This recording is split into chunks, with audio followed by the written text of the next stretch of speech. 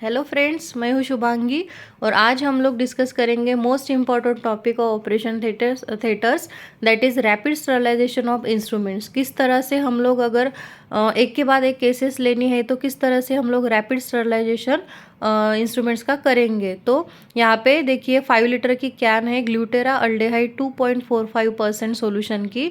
इसके साथ में लिक्विड एक्टिवेटर भी आता है प्लास्टिक के बॉटल में। It may be in liquid form और पाउडर फॉर्म। तो at the time of preparation ही आपको लिक्विड एक्टिवेटर इसमें डालना है और आफ्टर लिक्विड एक्टिवेटर डालने के बाद ही ये सॉल्यूशन कॉन्सेंट्रेटेड होके तैयार होता है। उसके पहले ये एक्टिवेट नहीं रहता है सॉल्यूशन। और इसका जो यूज़ होता है mostly tubercle bacilli fungi viruses spores को किल करने के लिए होता है और ये ऑप्टिमल लेवल तक हम लोगों को स्टरलाइजेशन इंस्ट्रूमेंट्स का देती है। और सरफेस डिसइंफेक्शन के लिए भी हम लोग ये साइडेक्स का यूज़ कर सकते हैं। मोस्ट कॉमनली इसे साइडेक्स के नाम से ही जाना जाता है। और अभी ये कौन सी इंस्ट्रूमेंट के लिए आप लोग यूज़ करेंगे, तो मोस्टली जो थर्मो सेंसिबल इक्विपमेंट्स रहते हैं ऑपरेशन थिएटर्स में, तो उसके लिए फॉर एग्जांपल स्कोप्स रहते हैं, लेप्रोस्कोप, एंडोस्कोप वगैरह। देन कैथेटर्स आते हैं, फोर्सेप्स आते हैं, sharp instrument for example scissors आती है। क्योंकि ये सब इंस्ट्रूमेंट्स अगर हम लोग ऑटोक्लेव या फिर बॉईल करेंगे तो ये ख़राब हो जाएंगे। सीजर्स जो होती है वो ब्लंट हो जाती है बॉइलिंग और ऑटोक्लेविंग से। तो इसलिए इस तरह से इंस्ट्रूमेंट्स को हम लोग with the help of Cidex rapidly sterile कर सकते हैं।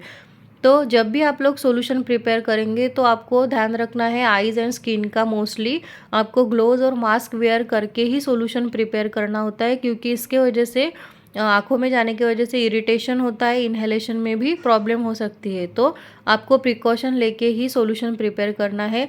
और जब सॉल्यूशन प्रिपेयर करेंगे तभी आपको एक्टिवेटर इसमें डालना है, क्योंकि ये सॉल्यूशन जो होता है ये आपको 28 डेज तक ही यूज़ करना पड़ता है। After that you should change the Cidex solution and discard it.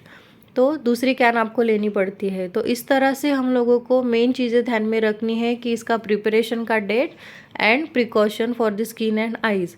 उसके बाद जब भी आप लोग ये सॉल्यूशन प्रिपेयर करेंगे तो उसमें इंस्ट्रूमेंट्स हमको 20 मिनट्स मिनिमम रखना ही पड़ता है। After 20 minutes you can reuse the scopes and all your sharps instrument.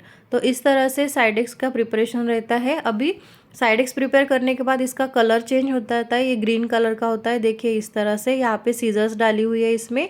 तो इस तरह से हमको एक कंटेनर में डालने के बाद इसको ऊपर से लेबल करना पड़ता है। वहाँ पे प्रिपरेशन की डेट डालनी होती है ताकि नेक्स्ट डेट को आप लोग ये अच्छे से ध्यान रख सके और चेंज कर सके। आफ्टर 28 डेज आपको चेंज करना पड़ता है। तो साइडेक्स में डाले हुए इंस्ट्रूमेंट को हमको डायरेक्टली पेशेंट पे यूज़ नहीं करना है। चिटल से निकालने के बाद आपको इसे नॉर्मल सलाइन से वॉश करना पड़ता है, तभी आप इसको यूज़ कर सकते हैं। Otherwise it will irritate the patient skins और organs. Thank you for watching my video. Bye bye.